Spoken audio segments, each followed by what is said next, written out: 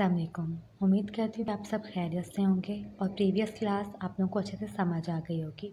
आज हमारी 6th class है ट्रेनिंग की और आज जो हमारे टॉपिक्स हैं वो 2 हैं और एक केसेस और दूसरा ट्रैकिंग। सबसे पहले हम केसेस पे बात करेंगे। जब हम केसेस पे बात करते हैं तो यहाँ जो मैं आप लोगों को समझाने जा रही हूँ वो 2 तरह के केसेस हैं। वो जो सेलर बायर पर करता है और दूसरा वो जो बायर सेलर पर करता है। सबसे पहले हम ये बात करेंगे कि सेलर बायर पे केस क्यों करेगा। उसकी ये कंडीशन हो सकती है कि अगर हमने बायर को उसका आइटम पहुंचा दिया है, उसे उसका आइटम मिल गया है, पर उसने अभी तक हमें पेमेंट नहीं करी। हम डायरेक्ट उस पर केस नहीं कर सकते हैं, ना ही करते हैं। हम उन्हें 1 वीक का टाइम देते हैं, बायर को 1 वीक का टाइम देंगे। अगर 1 वीक के अंदर उसने हमें पेमेंट नहीं दी तो फिर हमें बायर पर केस करना होता है। अब बात आ जाती है कि बायर सेलर पर क्यों केस करता है।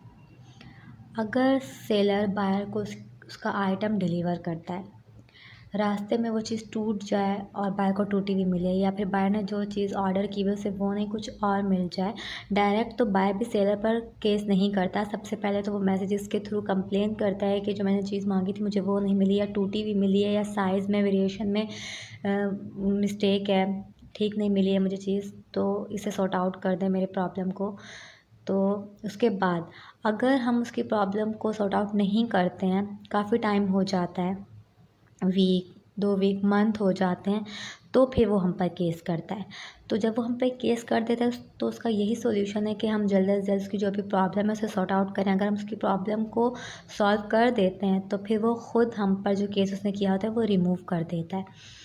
ये अगर हम उसकी प्रॉब्लम को नहीं सॉल्व करें, इग्नोर कर दें, लापरवाही कर जाएं, तो फिर केस ईबे हैंडल करता है, ईबे ख़ुद सॉर्ट आउट कर देता है। तो इससे अगर ईबे करता है तो इससे हमारे अकाउंट पे इफ़ेक्ट पड़ेगा, हमारी परफॉर्मेंस ख़राब होगी और कुछ नहीं, बस इफ़ेक्ट पड़ेगा उस पर कि हमारी परफॉर्मेंस ख़राब हो जाएगी।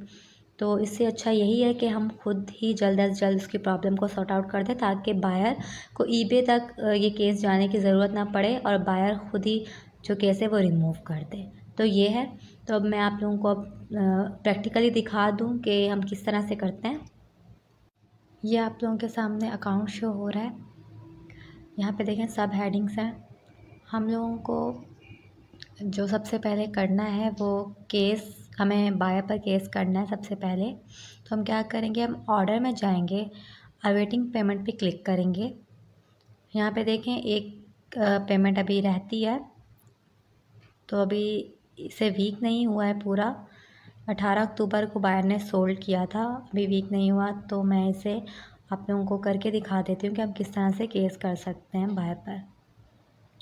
यहाँ पर देखें आप लोगों को दिख रहा है कि यहाँ पर साइड पर यहाँ पे डॉट है, इस डॉट पे हम क्लिक करेंगे तो यहाँ पे ऑप्शन आएगा कैंसिल ऑर्डर का। इस कैंसिल ऑर्डर पे जब हमने क्लिक किया तो ये देखें यहाँ पे अभी शो हो रहा है, यहाँ पे ऑप्शंस आ जाएंगे।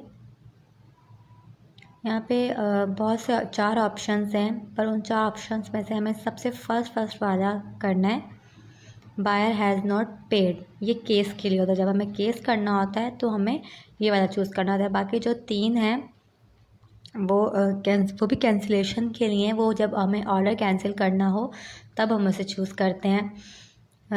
सबसे पहला तो जब हमें पे केस करना हो तो हम फर्स्ट ऑप्शन को चूज़ करके सबमिट कर देंगे, तो केस ईबे के पास चला जाएगा, वो खुद ही हैंडल कर लेगा। उसके बाद सेकंड वाला, जब बायर के किसी एड्रेस वगैरह में इशू हो, उसने एड्रेस चेंज कर दिया हो तो करना होता है। थर्ड, जब बायर हमसे ख़ुद कहे कि मेरा ऑर्डर कैंसिल कर दें तब। और फोर्थ तब जब ना प्रोडक्ट जो आइटम है वो हमारे पास आउट ऑफ स्टॉक है तो हमें करना होता है कैंसिल।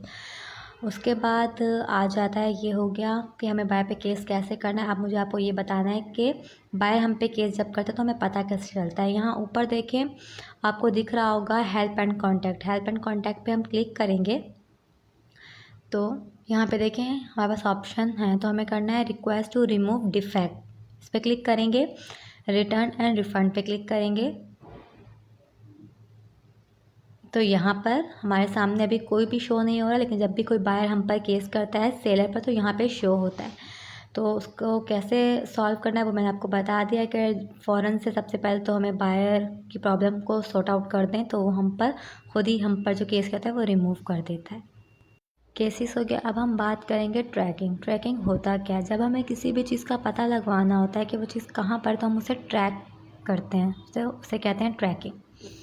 कभी अगर बायर को उसका आइटम नहीं मिलता तो वो मैसेजेस के थ्रू हम सेलर से पूछता है, हमसे पूछता है कि मेरा आइटम अभी तक मिला नहीं है, तो वो कहाँ है, प्लीज़ आप पता करके बताएं। तो हम ट्रैकिंग नंबर के थ्रू पता लगवाते हैं कि वो आइटम कहाँ है, या फिर हम ट्रैकिंग नंबर बायर को सेंड कर देते हैं, वो खुद पता लगा लेता है।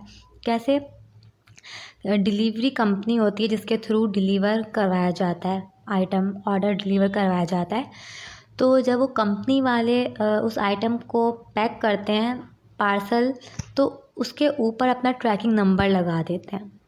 तो वो ट्रैकिंग नंबर हमारे पास भी होता है और हम उस बायर को भी दे देते हैं। और फिर जब डिलीवर हो जाता है उसका ऑर्डर, तो वो उसको दिया हुआ ट्रैकिंग नंबर और जो उस पार्सल के ऊपर ट्रैकिंग नंबर लगा उससे मैच करता है कि ये वही है। तो इस तरह से। तो अब मैं आप लोगों को बताऊंगी कि किस तरह से ट्रैकिंग नंबर हम डालकर चेक कर सकते हैं। हम यहाँ अकाउंट में आए, ऑर्डर पे क्लिक किया हमने, ऑल ऑर्डर पर, तो यहाँ पे सब ऑर्डर्स आ गए।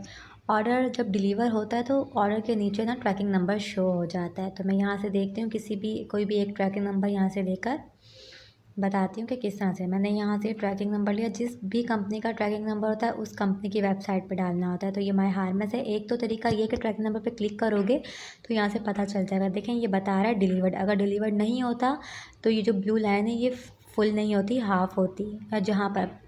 तो मैंने यहाँ से ये ट्रैकिंग नंबर कॉपी किया।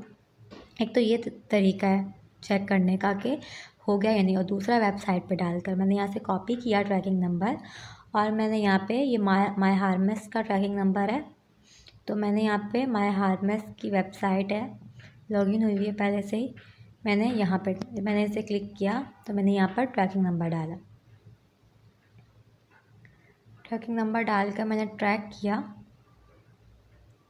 तो देखें ये भी बता रहा है कि डिलीवर्ड हो चुका है। अगर डिलीवर्ड नहीं होता तो ये लाइन फुल नहीं होती, हाफ होती है, तब ये बताता है कि कहाँ पहुँचे। देखें यहाँ पे ये डेट भी बता रहा है, दिन भी बता रहा है, टाइम भी बता रहा है कि किस टाइम पे पहुँच गया।